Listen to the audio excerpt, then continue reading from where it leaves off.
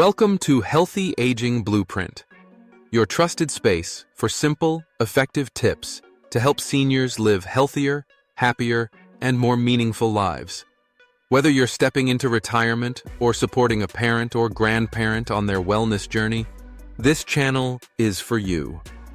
Together, we'll explore real-life experiences, healthy daily habits, and a positive mindset to help you wake up each day with energy, joy, and purpose. What if everything you thought you knew about aging was only half the truth? Why does no one talk about what really happens after 80? And most importantly, what if the greatest threat to your well-being isn't illness, but isolation? Have you ever truly paused to imagine what life looks like after 80? Not the postcard version with golden sunsets, peaceful hobbies, or warm family gatherings, but the real, often hidden side.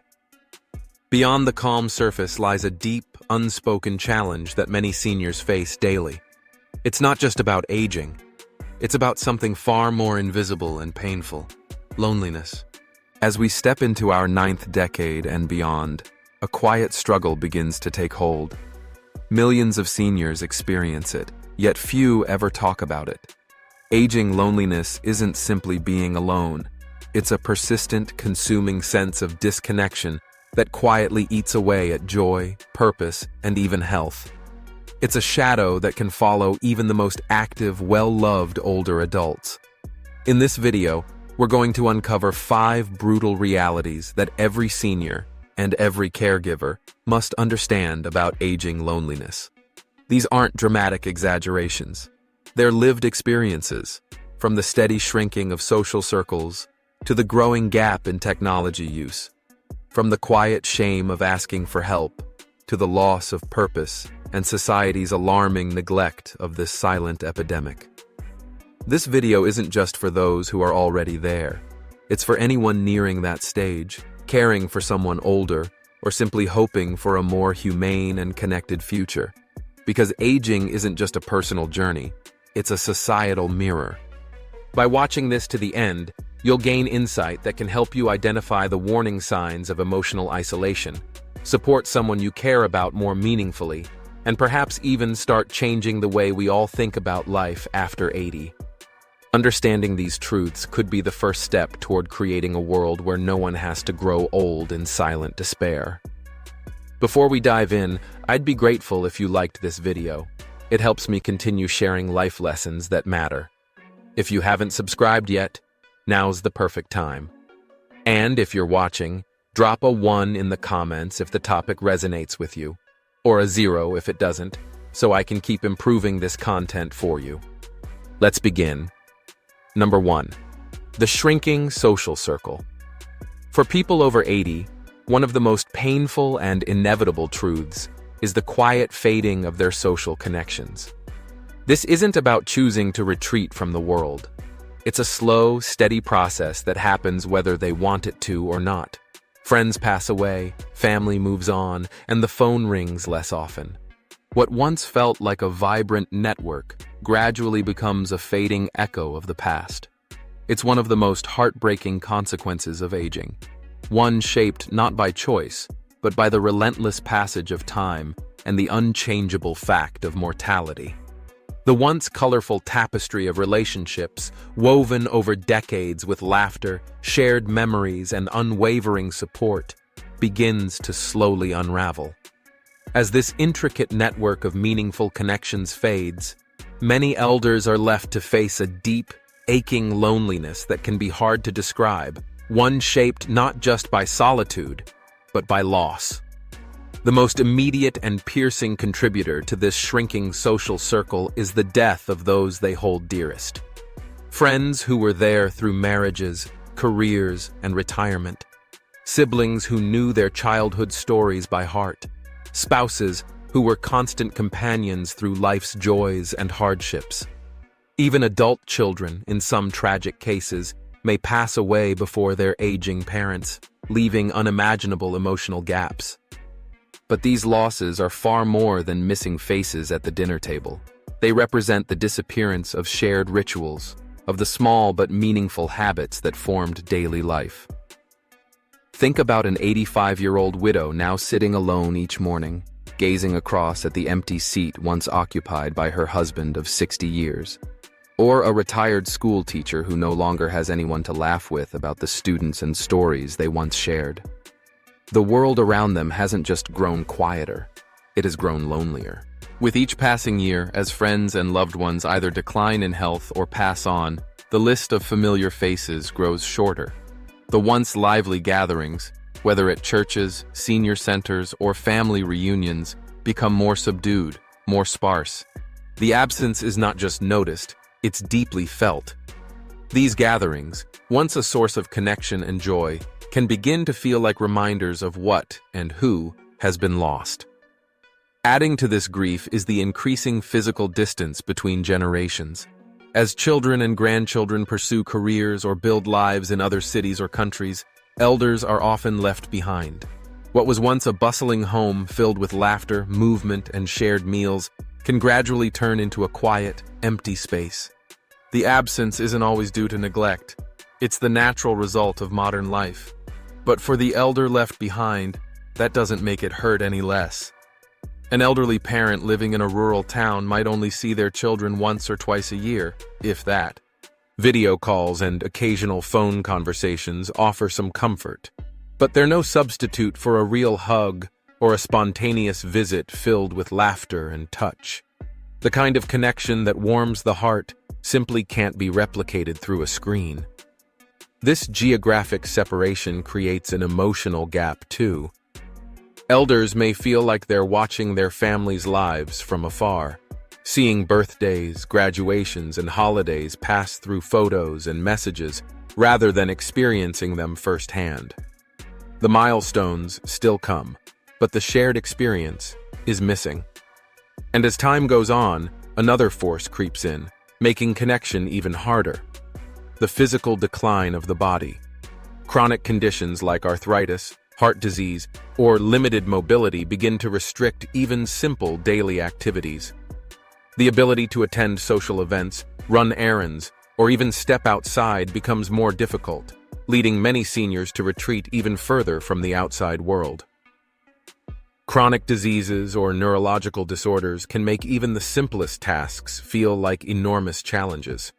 Something as ordinary as walking to a neighbor's house, joining a community event, or stepping outside for fresh air can become daunting, or even impossible.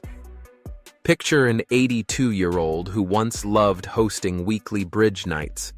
In the past, she would drive herself to the community center, set up tables, and laugh with friends into the evening. Now, she can no longer drive, and the physical effort of preparing for such a gathering feels overwhelming. While mobility aids like walkers or wheelchairs can be helpful, they often come with their own set of challenges.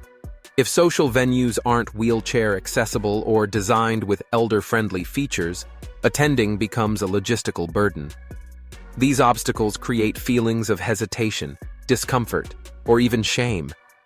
Many simply opt to stay home rather than struggle with participation.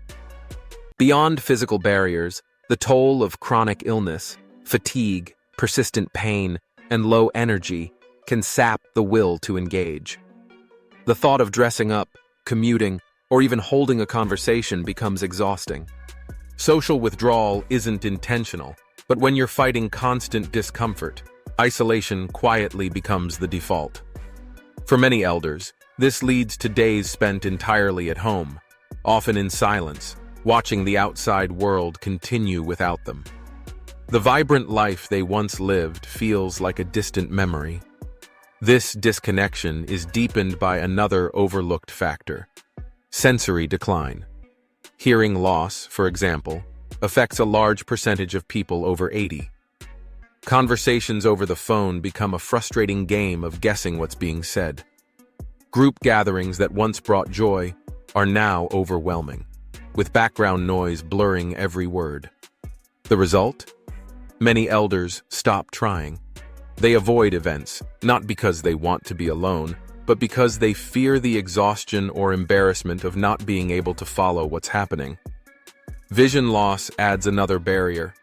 Conditions like cataracts or macular degeneration can make once simple pleasures, reading a letter, knitting, or recognizing a familiar face, difficult or impossible. A woman who once loved attending her weekly knitting group may stop going, not because she's lost interest, but because she can no longer see the stitches or follow the patterns. These sensory impairments don't just interfere with activity, they slowly chip away at confidence. The fear of being misunderstood, left out, or appearing vulnerable leads many to retreat further. They hesitate to enter social settings, worried they'll feel out of place or dependent. Layer by layer, these challenges build a wall around their world. The loneliness that results isn't a passing emotion. It's a deep, constant presence that invades the quiet spaces of daily life. The silence in the home becomes heavy. The absence of laughter or familiar voices is like an echo of all that has been lost. The strong, connected social fabric they once had unravels thread by thread until only fragments remain. They are left navigating a life that feels less like their own and more like a distant echo of what once was. If you're still watching this video and finding these insights valuable, please comment 1 below to let me know you're here with me. I truly appreciate your time. Number 2, the digital divide, a growing chasm in connection. In today's world, technology is the bridge that links us all. But for many individuals over 80, that bridge feels impossibly far away. Many older adults find themselves unintentionally shut out of today's digital world, which only deepens their feeling of isolation. Ironically, the very tools created to bring people closer, social media, video calls, messaging apps, can feel like locked doors to those over 80. Instead of building bridges, this technology sometimes builds walls. For many seniors, the lack of digital literacy becomes a major obstacle. They grew up in a time of rotary phones, handwritten letters, and face-to-face conversations. Now, they are faced with smartphones, tablets, and apps that seem designed for a language and a generation they don't understand. Words like Wi-Fi, cloud storage, or app permissions can feel like jargon from another world. And the constant updates and evolving interfaces only add to the confusion. Imagine an 83-year-old retiree trying to join a Zoom call with grandchildren. They may follow written steps carefully, yet something doesn't work, and after several failed attempts, they give up. Not for lack of interest or effort, but because frustration builds quickly when the tools are unfamiliar and unforgiving. Even with well-meaning guidance from younger family members, the learning curve can feel steep, sometimes impossible, especially for those who have never used computers in their professional or personal lives. This inability to confidently navigate digital spaces not only limits their ability to connect, it reinforces the painful idea that the world has moved on without them. Feeling left behind becomes more than a thought. It becomes a daily experience. Physical limitations make things even more complicated. Conditions like arthritis, tremors, or reduced finger dexterity can turn simple digital actions, like typing or tapping, into real challenges. Tiny icons, small buttons, and complex menus are difficult to manage when your hands are shaky or your joints ache. On top of that, diminished eyesight, common in later life, can make reading screens an exhausting effort. Think of a senior with unsteady hands trying to tap accept on a video call. A slight miss might close the window altogether, creating confusion and discouragement. Even tools designed to help, like voice-activated assistants or magnifiers, often require initial setup or a level of technical familiarity that many elders simply don't have. Instead of simplifying life, these tools sometimes add another layer of frustration. Then there's the financial burden. Many seniors live on fixed incomes and must carefully prioritize their spending. The cost of purchasing a reliable smartphone or laptop, paying monthly internet fees, or replacing devices when they break can feel overwhelming. For a widowed pensioner, a decision often comes down to essentials like medication, groceries, or heating. Technology doesn't even make the list. In rural or underserved areas, the issue is compounded by poor infrastructure. Reliable high-speed internet may not be available at all. Even if they want to connect, the access just isn't there. The result? A growing digital divide that effectively cuts elders off from the very platforms their families and friends now use daily to communicate, share news, and stay close. And beyond all the physical and financial obstacles lies one more quiet barrier: perceived irrelevance. For some seniors, even if the technology were free, accessible, and easy to use, they might still hesitate. Why? Because they don't see the point. They ask themselves, do I really need this? Or is it too late for me to learn now? These doubts, combined with years of feeling overlooked by society, can turn into internal resistance. As a result, many elders choose to disengage from digital communication altogether. After spending decades building and nurturing relationships through face-to-face interactions, they often perceive online communication as cold, impersonal, or lacking in genuine connection. To them, a smile across the table, a handwritten letter, or a shared moment in person carries far more emotional weight than a quick message on a screen. For instance, a retired farmer might see social media as trivial or unnecessary. He might scoff at the idea of scrolling through pictures or typing short comments, viewing it as a poor substitute for a real conversation or a warm hug. A simple text message may seem void of emotion compared to the familiarity of a phone call or the intimacy of a letter written by hand. Others may not even realize that digital tools can be used for more than just scrolling or messaging. They may be unaware of how technology can open doors to meaningful interactions, like joining a virtual book club, attending an online worship service, or video chatting with family across the country. Without this understanding, these opportunities remain unexplored, and the sense of disconnection only deepens. This perception creates a powerful barrier. Many seniors simply don't see the value of engaging with digital platforms, which leads them to retreat further from the primary mode of communication used by younger generations. And as a result, they miss out on the shared moments that now often unfold online. Birthdays, family updates, photos of grandkids, live-streamed celebrations. They're not ignoring their families, they just don't have the means or the mindset to join in. This digital divide brings with it a painful irony. While technology was built to connect, for many elders it has become a symbol of separation. It bridges geographic distance for some, yet leaves others feeling more isolated than ever. Imagine watching your children and grandchildren share joyful moments online, knowing you're not a part of them, not because you don't care, but because you simply can't access them. What was meant to be a lifeline ends up serving as a quiet reminder of just how far removed they've become. Number 3, the stigma of asking for help, pride, shame, and independence. For many individuals over 80, admitting to loneliness or asking for support feels like an impossible task. It's not because they don't feel isolated, but because deeply rooted values often keep them silent. Self-reliance, stoicism, and personal pride are not just personality traits.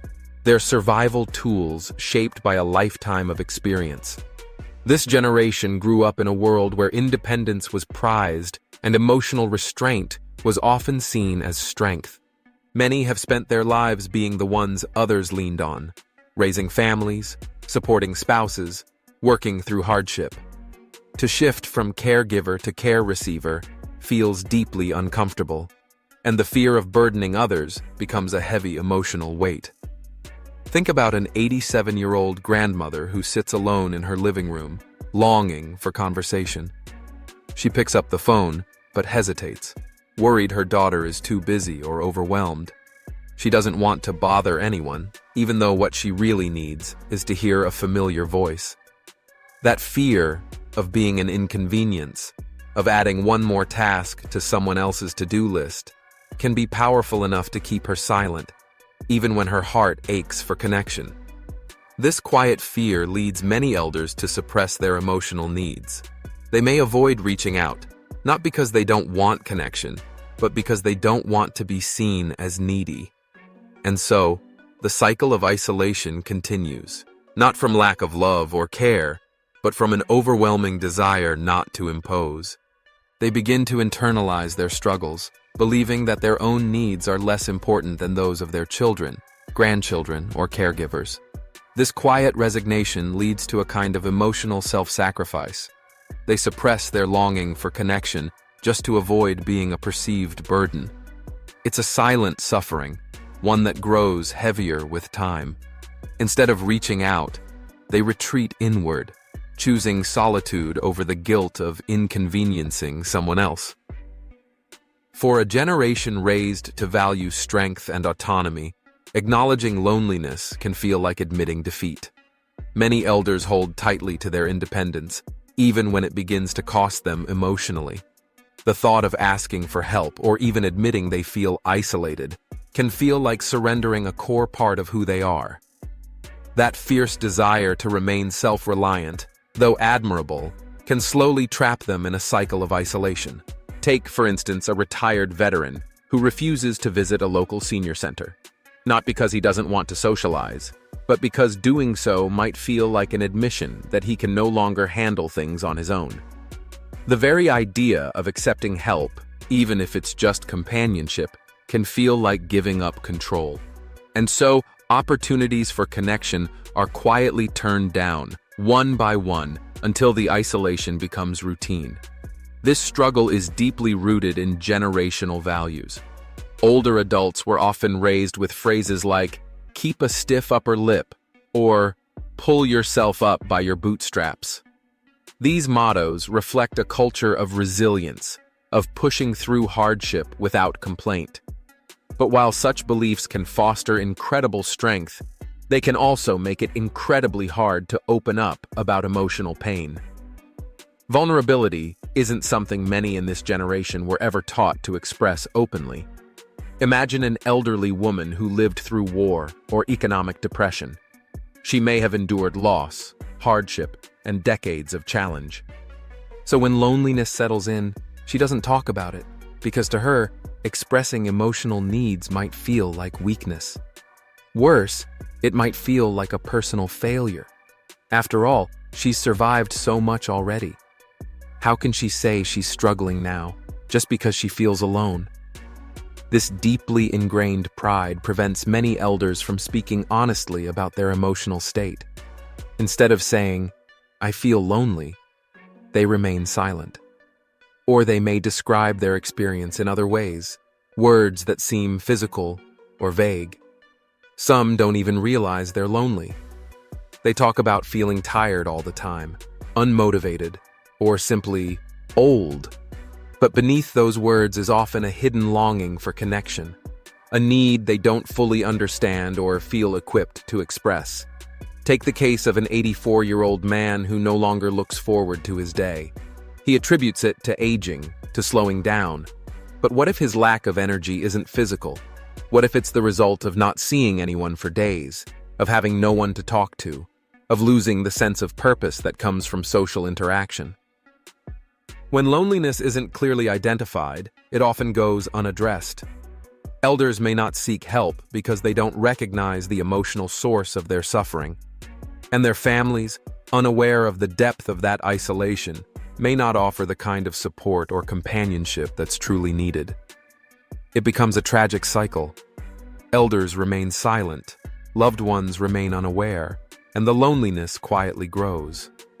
Breaking this cycle requires more than personal courage. It calls for a shift in how society views emotional needs in older age. We must begin to normalize conversations about mental and emotional well-being, not just in the young, but in every stage of life. Because no one, regardless of age, should suffer in silence. If you're still watching this video and finding these lessons meaningful, please comment the number 2 below to let me know you're still with me.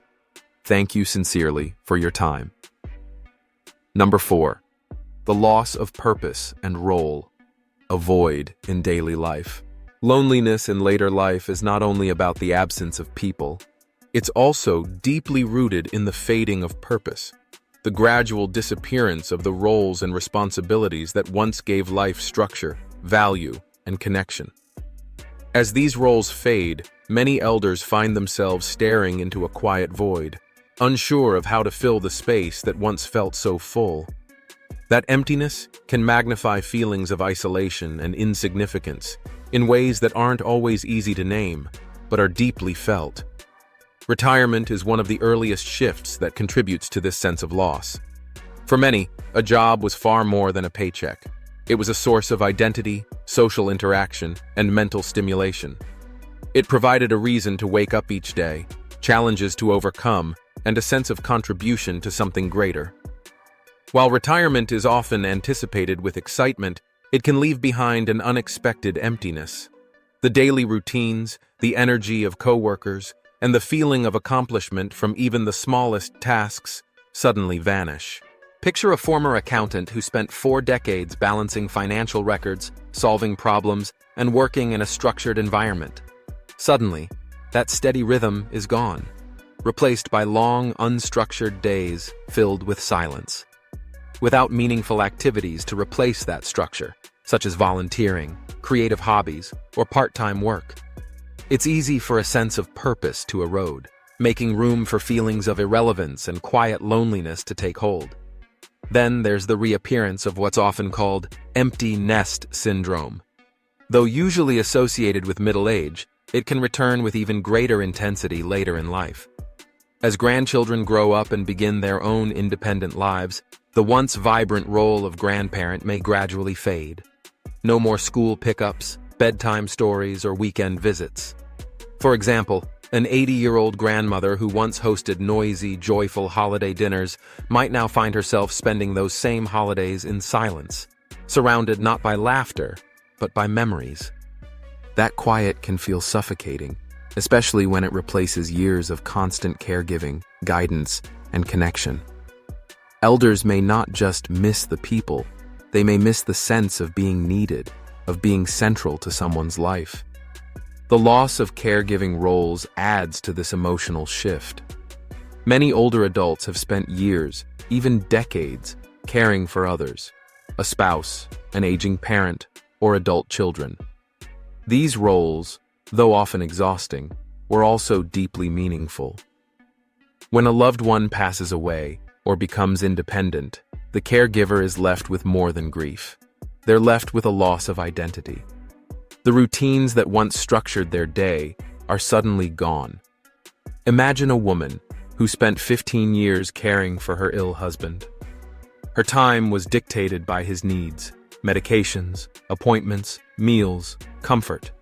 After his passing, she doesn't just lose him, she loses the role that defined her purpose. While caregiving was never easy, it gave her days shape. Without it, she may find herself wondering what to do, or more painfully, who she is now. Physical decline further complicates this loss. As the body begins to change, even simple activities that once brought joy become difficult or impossible. A person who once found purpose in gardening, volunteering, or leading a church group might now struggle with mobility or pain, which limits their ability to participate. A passionate gardener may no longer be able to tend their plants because arthritis makes bending and gripping tools too painful. A lifelong choir member might stop singing altogether due to respiratory issues or reduced lung capacity. These changes aren't just physical limitations, they strike at the very heart of identity. These aren't just hobbies, they're part of who someone is. When age or illness takes those abilities away, it doesn't just affect how time is spent, it erodes confidence, pride, and a sense of belonging. When elders feel they can no longer contribute, whether it's through volunteering, creative expression, or simply showing up to social gatherings, they begin to question their own value. What do I have to offer now? What role do I play? Without clear answers, many retreat inward. Their world grows smaller, and the once joyful activities that gave their days structure and meaning are replaced with long hours of silence. This loss of purpose quickly becomes a vicious cycle. When people feel they have little to give, they often stop seeking connection. And without engagement, they miss out on new experiences, relationships, and conversations that might have sparked joy or purpose again. The isolation deepens not only emotionally, but practically. Fewer invitations, fewer check-ins, fewer reasons to leave the house. The result is a life that can begin to feel hollow, where loneliness and lack of purpose intertwine, feeding into each other day after day. If you're still watching this video and finding these insights meaningful, please comment the number 3 below to let me know you're here with me. I deeply appreciate your time and attention. Number 5. The invisible epidemic. Society's overlook of elder loneliness. Despite its profound impact on emotional well-being, physical health, and even longevity, loneliness in older adults remains largely invisible. It is rarely talked about in mainstream media, often under-addressed by healthcare providers, and sometimes overlooked entirely by the people closest to them. This isn't just an accident, it's the result of ageism, misplaced societal priorities, and a general lack of awareness. Ageism plays a subtle yet powerful role in this neglect. Our society often views aging through a lens of decline and disengagement. Cultural narratives tend to portray older adults as naturally withdrawn, less interested in social connection, or simply content with solitude. These stereotypes, though unspoken, shape attitudes and responses. Emotional needs are dismissed as less urgent, less real, or less deserving of attention than physical ailments. For example, a neighbor might notice that an 85-year-old man lives alone and assume he prefers it that way. They may even admire his independence, never realizing that he's spending most days in aching silence, longing for conversation. This kind of assumption creates a dangerous blind spot, preventing proactive efforts to connect, support, or even ask simple questions like, "How are you doing, really?" Healthcare systems, too, often fall into this pattern. They are structured to address visible, measurable conditions, diabetes, heart disease, arthritis. But the invisible toll of loneliness is often left unexamined. It rarely comes up in checkups. It's not screened for like blood pressure or cholesterol. And yet, study after study shows that chronic loneliness can be just as damaging to health as smoking or obesity. Mobility issues and chronic illness are frequently prioritized in medical care, while emotional and mental health are quietly overlooked. Loneliness, despite its strong links to depression, cognitive decline, weakened immunity, and even early death, is rarely brought up during appointments. A doctor may carefully adjust blood pressure medications, monitor cholesterol levels, or treat arthritis flare-ups, yet never ask about the patient's emotional well-being or social life. This narrow focus on physical health overlooks the complex, interconnected nature of aging. The mind and body don't function in isolation. An elder's declining mood, confusion, or fatigue may not just stem from age or illness. It may be rooted in a persistent, untreated loneliness. But because loneliness is invisible, it often goes unrecognized. And when something isn't acknowledged, it can't be treated. Another contributing factor is the lack of public discourse. Unlike major health crises like obesity or opioid addiction, elder loneliness rarely grabs headlines. It's not commonly featured in public service announcements, national health campaigns, or even local community outreach. Major research initiatives and government funding streams rarely prioritize it. As a result, awareness remains low, not just among policymakers and healthcare providers, but also within families and communities. The silence around elder loneliness sends a subtle but harmful message that it's a private matter, a personal issue to be endured quietly. It becomes something shameful to admit, rather than a real challenge that deserves attention and empathy. This cultural silence keeps the problem hidden and reinforces the idea that elders should simply cope with being alone, as though it's an unavoidable part of growing old. What makes matters even more difficult is that loneliness isn't always obvious. Many older adults hide their feelings out of pride or fear of being a burden. They may not say, "I feel lonely," but instead show signs through their actions or inactions. A gradual neglect of personal grooming, loss of interest in hobbies, or general fatigue might be subtle cries for help. But these warning signs often go unnoticed by family members, especially when busy lives and long distances get in the way. For instance, a son might visit his mother and see her sitting quietly in her chair, assuming she's simply tired or just enjoying peace and quiet. What he may not realize is that behind her calm exterior lies a deep longing for connection, a desire for conversation, for warmth, for someone to truly see her. By the time loneliness is finally recognized, it may have already reached a level where it severely impacts both mental and physical health. And yet, the support systems to address it are often lacking. Some communities do offer resources like senior centers, wellness checks, or volunteer visiting programs. Intergenerational activities, group classes, or shared meals can help reduce isolation. But these initiatives are often limited in scope. They may be underfunded, short-staffed, or inconsistently available depending on the region. In rural areas, the challenges are especially stark. The infrastructure to support meaningful social programs may not exist at all. Seniors living in small towns or isolated regions might have nowhere to turn. Even in cities where programs exist, other barriers come into play. Transportation can be unreliable. Physical disabilities may make travel difficult. And for those living on fixed incomes, even a small participation fee, or the cost of getting there, can be a serious deterrent.